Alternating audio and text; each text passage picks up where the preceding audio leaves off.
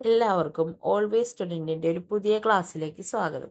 2024 August 8-ാം തീയതിയിലെ current affairs ആണ് നമ്മൾ ഈ ഒരു ക്ലാസ്സിൽ നോക്കാനായിട്ട് പോകുന്നത്. ആദ്യത്തേത് നോക്കാം. For outstanding contribution to which one of the following fields is Rashtriya Vigyan Puraskar RVP is given. അതായത് ഏത് മേഖലയിലുള്ള കോൺട്രിബ്യൂഷന് ആണ് ഔട്ട്സ്റ്റാൻഡിംഗ് കോൺട്രിബ്യൂഷൻ ആയിട്ടാണ് രാഷ്ട്രീയ വിജ്ഞാൻ പുരസ്കാർ എന്ന് പറയുന്ന ഒരു അവാർഡ് കൊടുക്കുന്നത്.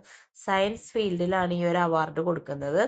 ഇതിനു മുൻപ് ഈ ഒരു സയൻസ് ഫീൽഡിലുള്ള ഏറ്റവും പ്രധാനപ്പെട്ട ആളുകൾക്ക് കൊടുത്തിരുന്ന അവാർഡ് എന്ന് പറയുന്നത് ശാന്തി സ്വരൂപ് ഭട്നഗർ പ്രൈസ് ആണ്. അതിനെ റീപ്ലേസ് ചെയ്തുകൊണ്ട് 2023 വന്നിട്ടുള്ള അവാർഡാണ് ഏത് രാഷ്ട്രീയ വിജ്ഞാൻ പുരസ്കാർ എന്ന് പറയുന്നത്.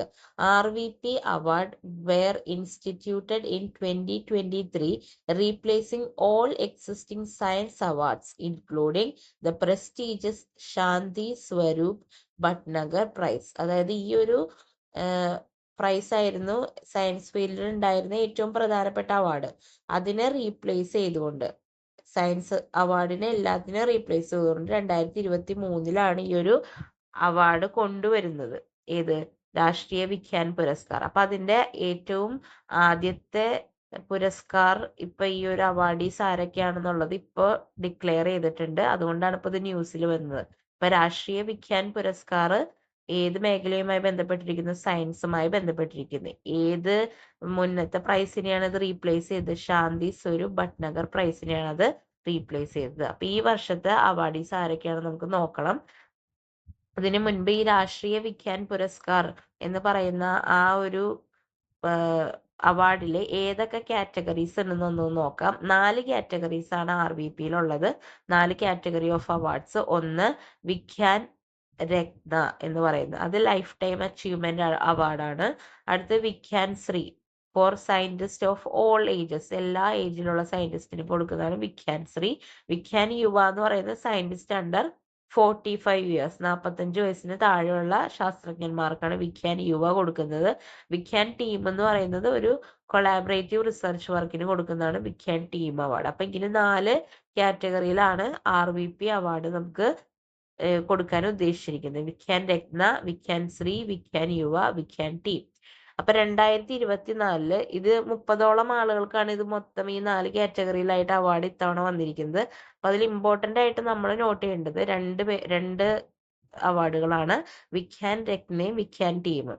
2024 RVP ഇനോഗ്രൽ അവാർഡ് വിന്നേഴ്സ് എന്ന് പറയുന്നത് വിജ്ഞാൻ രത്ന നേടിയിരിക്കുന്നത് G പത്മനാഭനാണ്. അദ്ദേഹം മലേറിയ പാരസൈറ്റിനെ കുറിച്ചിട്ടുള്ള അദ്ദേഹത്തിന്റെ പഠനത്തിൽ പ്രശസ്തനായിട്ടുള്ള ഒരു ബയോ കെമിസ്റ്റ് ആണ് G പത്മനാഭൻ. അദ്ദേഹത്തിനാണ് വിജ്ഞാൻ രത്ന, അത് ലൈഫ് ടൈം അച്ചീവ്മെന്റ് അവാർഡാണ് നമ്മൾ പറഞ്ഞു. പിന്നെ വിജ്ഞാൻ ടീം അവാർഡ് നേടിയിരിക്കുന്നത് ചന്ദ്രയാൻ 3യുടെ ഫുൾ ടീമിനാണ്. കാരണം ലാസ്റ്റ് ഇയറിൽ ചന്ദ്രയാൻ 3 എന്ന് പറയുന്ന ഉപഗ്രഹം സാറ്റലൈറ്റ് വെച്ചിട്ട് നമ്മൾ എന്ത് ചെയ്തു, ആ ഒരു സ്പേസ് ക്രാഫ്റ്റ് നമ്മുടെ മൂണിൽ പോയിട്ട് ലാൻഡ് ആയിട്ടുണ്ട്. അപ്പൊ അതിനെ കൺഗ്രാജുലേറ്റ് ചെയ്യാൻ വേണ്ടിയിട്ടാണ് വിജ്ഞാൻ ടീം അവാർഡ് ഈ ചന്ദ്രയാൻ 3യുടെ ടീമിന് കൊടുക്കാനായിട്ട് തീരുമാനിച്ചിരിക്കുന്നത്. അപ്പൊ ഇത് രണ്ട് നോട്ട് ചെയ്യുക. പിന്നെ ബാക്കി 2 കാറ്റഗറിയിൽ കുറച്ചധികം ആൾക്കാർക്ക് വിന്നേഴ്സ് ഉണ്ട്. അതുകൊണ്ട് നമ്മളിപ്പോ അത് അത്ര ഇമ്പോർട്ടന്റ് ആയിട്ട് നോക്കി പോണില്ല.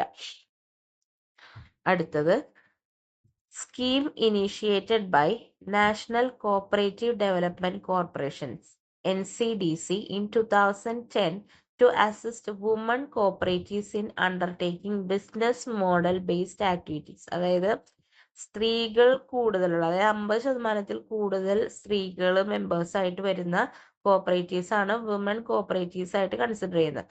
അങ്ങനെയുള്ള വിമൻ കോഓപ്പറേറ്റീവ്സിനെ അസിസ്റ്റ് ചെയ്യാനായിട്ടുള്ള ഒരു ബിസിനസ് മോഡൽ ബേസ്ഡ് ആക്ടിവിറ്റീസ് ആ ഒരു മേഖലയിൽ അവരെ ഹെൽപ്പ് ചെയ്യാൻ വേണ്ടിയിട്ട് national cooperative development corporation launch ചെയ്തിട്ടുള്ള ഒരു സ്കീം ഉണ്ട്. അതിന്റെ പേര് നന്ദിനി സഹകാർ യോജന. നന്ദിനി സഹകാർ യോജന അതായത് വുമൻ കോർപ്പറേറ്റീവ്സിനെ ഹെൽപ്പ് ചെയ്യാൻ വേണ്ടിയിട്ട് ലോഞ്ച് ചെയ്തിട്ടുള്ള പരിപാടിയാണ്. 2010 national cooperative development corporation NCDC ആണ് അതിന്റെ ലോഞ്ച് ചെയ്തിട്ടുള്ള ഓർഗനൈസേഷൻ. അപ്പൊ ഈ ഞാൻ ഓരോ ഓർഗനൈസേഷൻസ് പറയുമ്പോൾ അതിന്റെ ഫുൾ ഫോമും അതിന്റെ ഷോർട്ട് ഫോമും തരുന്നുണ്ട്. അതിന്റെ കാരണം എന്താ വെച്ചാൽ ഇപ്പൊ കുറെ ക്വസ്റ്റ്യനുകളിലൊക്കെ ഓരോ ഓർഗനൈസേഷന്റെ ഫുൾ നെയിം എന്താണെന്നുള്ളത് കൃത്യമായിട്ട് അവര് ഓപ്ഷൻസിൽ വ്യത്യാസം വരുത്തിയൊക്കെ തരുന്നുണ്ട്. അപ്പോൾ ഇപ്പൊ NCDC എന്ന് പറയുന്നത് നാഷണൽ കോഓപ്പറേറ്റീവ് ഡെവലപ്മെന്റ് കോർപ്പറേഷൻ, ഈ സി അങ്ങോട്ടും ഇങ്ങോട്ടൊക്കെ മാറ്റിയിടാം, അല്ലെങ്കിൽ എന്നിന്റെ മീനിങ് മാറ്റിയിടാം, ഡി മാറ്റി അങ്ങനെയൊക്കെ തന്ന ഒരു ഓപ്ഷൻ തെറ്റിച്ചു തരും. അപ്പൊ NCDC എന്ന് പറയുന്നത് നാഷണൽ കോഓപ്പറേറ്റീവ് ഡെവലപ്മെന്റ് കോർപ്പറേഷൻ എന്നുള്ളതാണ്. അപ്പൊ അതൊക്കെ ഈ ഒരു സ്റ്റേറ്റ്മെന്റ് ഞാൻ തരുമ്പോഴും അതിലെല്ലാവരും ഉൾപ്പെടുത്തുന്നത് അതിൽ നിന്ന് നിങ്ങൾക്ക് ഏതെങ്കിലും രീതിയിൽ ആ ഒരു ക്വസ്റ്റ്യനിന്ന് ഹെൽപ്ഫുൾ ആവട്ടെ എന്ന് വിചാരിച്ചിട്ടാണ്. അല്ലാതെ ഇപ്പൊ ഈ ചോദിക്കുന്ന അതേ ഫോമിൽ തന്നെ നമ്മുടെ ക്വസ്റ്റ്യൻ വരണം എന്നല്ല, ഇതിൽ ഏതെങ്കിലും ഒരു ഭാഗമായിട്ട് ക്വസ്റ്റ്യൻ വന്നേക്കാം. അപ്പൊ അതുകൊണ്ട് നമ്മുടെ ഈ തന്നിരിക്കുന്ന ക്വസ്റ്റ്യൻ ആൻസർ മാത്രം ഇപ്പൊ നന്ദിനി സഹകാര യോജന എന്നുള്ളത് മാത്രം ഓർത്തിരിക്കാണ്ട് അത് ഏത് ഓർഗനൈസേഷൻ ആണ് ചെയ്യുന്നത്, അതിന്റെ ഫുൾ ഫോം എന്താണ് കൃത്യമായിട്ടുള്ളത്, ഏത് ഇയറിലാണ് ഈ ഒരു പ്രോഗ്രാം തുടങ്ങിയത് എന്നൊക്കെ ഉള്ളത് കൃത്യമായിട്ട് നോട്ട് ചെയ്ത് പോവുക. അപ്പൊ നന്ദിനി സഹകാര യോജന 2010 NCDC തുടങ്ങിയതാണ് വിമൻ കോഓപ്പറേറ്റീവ്സിനെ ഹെൽപ്പ് ചെയ്യാൻ. Next, the case in which Supreme Court upheld key provisions of the Prevention of Money Laundering Act 2002. ഈ പ്രിവെൻഷൻ ഓഫ് മണി ലോണ്ടറിങ് ആക്ടിന്റെ ഷോർട്ട് ഫോം ആണ് PMLA എന്ന് പറയുന്നത്. അപ്പൊ ഈ ഒരു ആക്ടുമായി ബന്ധപ്പെട്ട് സുപ്രീം കോർട്ട് ഒരു കേസിൽ അതിന്റെ പ്രധാനപ്പെട്ട പ്രൊവിഷൻസ് ഒക്കെ അപ്ഹെൽഡ് ചെയ്തിരുന്നു. ആ കേസ് വരുന്നത് Vijay Madanlal Choudhary versus union of India. ആ ഒരു കേസിലാണ് PMLA ആക്ട് 2002മായി ബന്ധപ്പെട്ട പ്രൊവിഷൻസ് സുപ്രീം കോടതി അപ്ഹോൾഡ് ചെയ്തത്. ഓക്കെ, അപ്പൊ അത് ഓർത്തിരിക്കുക. അപ്പൊ എന്താണ് ഈ PMLA ആക്ട് എന്നുള്ളത് നമുക്കൊന്ന് ജസ്റ്റ് നോക്കി പോവാം.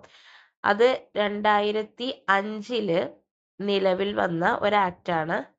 നമ്മുടെ പാർലമെന്റ് ഇനാക്ട് ചെയ്ത് 2005 ജൂലൈ 1 PMLA ആക്ട് നിലവിൽ വരുന്നത്. ഇതിന് മെയിൻ ആയിട്ട് 3 ഒബ്ജക്റ്റീവ്സ് ആണ് ഇതിനുള്ളത്. ഒന്ന്, to prevent and control money laundering prevent ചെയ്യുക, കൺട്രോൾ ചെയ്യുക. To confiscate and seize property obtained from laundered money. അതായത് മണി ലോണ്ടറിങ് എന്ന് പറഞ്ഞാൽ എന്താ, കള്ളപ്പണം എന്നുള്ളതാണ്. അപ്പൊ കള്ളപ്പണം പ്രിവെന്റ് ചെയ്യുക, കൺട്രോൾ ചെയ്യുക. പിന്നെ അതുവഴി ആർക്കെങ്കിലും എന്തെങ്കിലും പ്രോപ്പർട്ടിയോ അല്ലെങ്കിൽ സ്വത്തോ സമ്പാദിച്ചിട്ടുണ്ടെങ്കിൽ അതൊക്കെ കണ്ടുകെട്ടുക, അതാണ് അടുത്തൊരു ഒബ്ജക്റ്റീവ്. പിന്നെ to address issues connected with money laundering in India. മണി ലോണ്ടറിങ്ങുമായി ബന്ധപ്പെട്ട് ഇന്ത്യയിൽ ഉണ്ടാവുന്ന പ്രശ്നങ്ങൾക്കൊക്കെ പരിഹാരം കാണുക എന്നുള്ളതാണ് ഈ ഒരു ആക്ടിന്റെ പ്രധാന ഉദ്ദേശം. അപ്പം money laundering, prevention of money laundering act 2002 അതിന്റെ ആ ഒരു ആക്ടിൽ വരുന്ന ഇയർ. അത് ഇൻട്രൊഡ്യൂസ് ചെയ്ത ഇയർ ആണ്. പക്ഷെ ഇത് കെയിം ഇൻ ടു ഫോഴ്സ്, അഥവാ നിലവിൽ അല്ലെങ്കിൽ പ്രാബല്യത്തിൽ വരുന്നത് ജൂലൈ 1, 2005 എന്ന് ഓർത്തിരിക്കുക.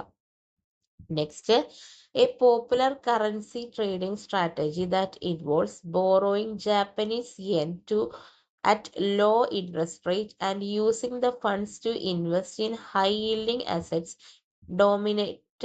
denominated in other currencies with the goal of profiting from the interest rate differentials. അതായത് ഒരു കറൻസി ട്രേഡിംഗ് സ്ട്രാറ്റജിയുടെ പേരാണ് ചോദിക്കുന്നത്. എന്തുമായി ബന്ധപ്പെട്ടതാണ്?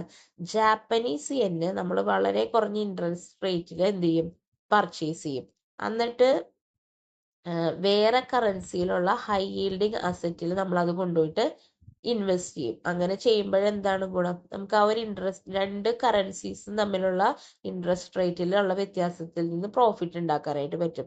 അപ്പൊ ജാപ്പനീസ് യെൻ എന്ന് പറയുന്നത് ലോ ഇൻട്രസ്റ്റ് റേറ്റിൽ നമ്മൾ ബോറോ ചെയ്യും. അതിനുശേഷം ആ ബോറോ ചെയ്ത എമൗണ്ട് നമ്മൾ എന്ത് ചെയ്യും, അതർ ഹൈ ഈൽഡിങ്, അതായത് കുറച്ചും കൂടി ഇൻട്രസ്റ്റ് റേറ്റ് കൂടുതലുള്ള കറൻസീസ് ഉണ്ടാവുമല്ലോ, ഇപ്പൊ ഡോളർ പോലെയുള്ള കറൻസീസിലൊക്കെ കൊണ്ടുവന്നിട്ട് ഹൈ ഈൽഡിങ് അസറ്റ് ആയിട്ട് നമ്മൾ അതിനെ ഇൻവെസ്റ്റ് ചെയ്യും.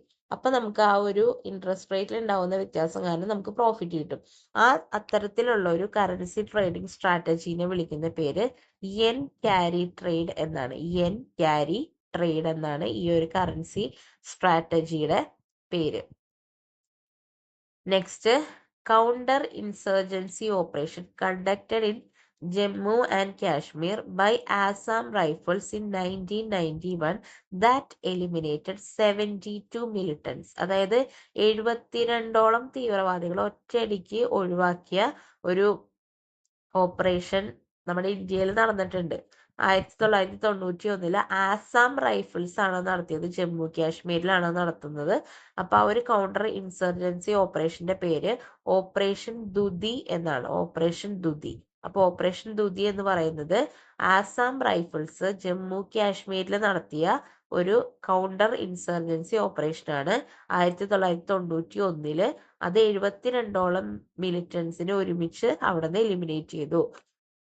Next, law enacted by the Parliament of India to prevent infliction of unnecessary pain or suffering on animals. അതായത് നമ്മൾ ഈ മൃഗങ്ങളെയൊക്കെ ആവശ്യമില്ലാതെ ഉപദ്രവിക്കുക, അവരെ സഫർ ചെയ്യിപ്പിക്കുക, അതിനെയൊക്കെ പ്രിവെന്റ് ചെയ്തുകൊണ്ട് നമ്മുടെ ഇന്ത്യൻ പാർലമെന്റ് ഇനാക്ട് ചെയ്തിട്ടുള്ള ലോയുടെ പേര് prevention of cruelty to animals അഥവാ PCA ആക്ട് 1960.